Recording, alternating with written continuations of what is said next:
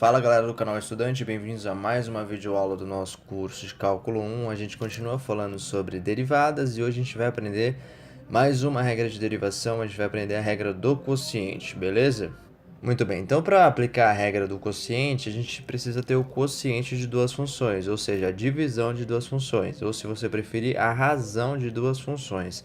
Então sejam f e g duas funções deriváveis em um dado ponto, ponto P, que é o ponto em que eu quero calcular a derivada do quociente. Então, f e g são funções deriváveis no ponto P e, além disso, e isso é bem importante, a função g no ponto P não é nula, ela não pode se anular. Por quê? Por conta disso, eu estou pensando que g é o denominador do meu quociente, então por isso regra do quociente, eu estou derivando o quociente de duas funções, a razão de duas funções, a divisão de duas funções. E g é o denominador. Estou calculando isso no ponto P, portanto, g de P não pode ser zero, porque o g aparece aqui. Se for zero vai dar problema, eu não posso dividir por zero, tá certo? Então a regra é a seguinte, a derivada do quociente eu vou pegar a de cima, vou derivar e vou multiplicar pela de baixo. Aí eu vou colocar o menos.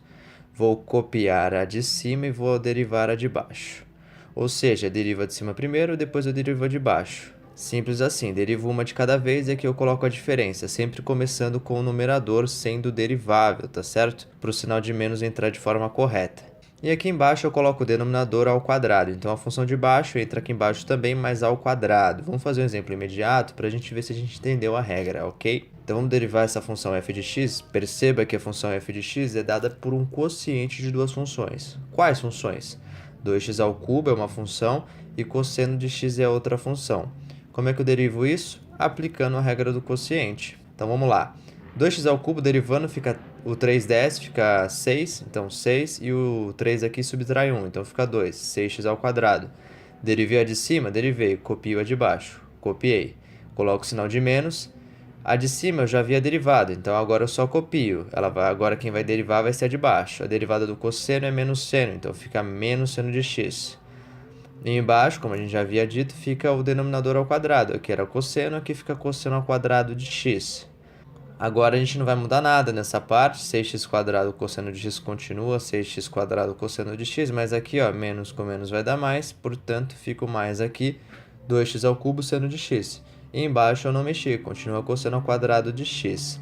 Ele quer o valor da derivada em x igual a zero. Basta eu substituir onde tem x por zero. Então aqui nesse x entra zero, aqui nesse x entra zero, aqui neste e neste.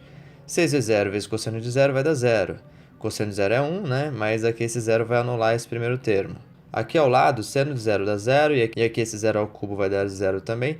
Então toda essa parte do numerador vai dar zero. E o denominador vai dar 1.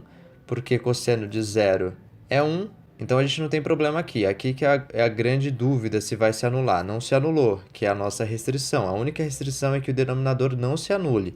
E não se anulou, então a gente pode prosseguir.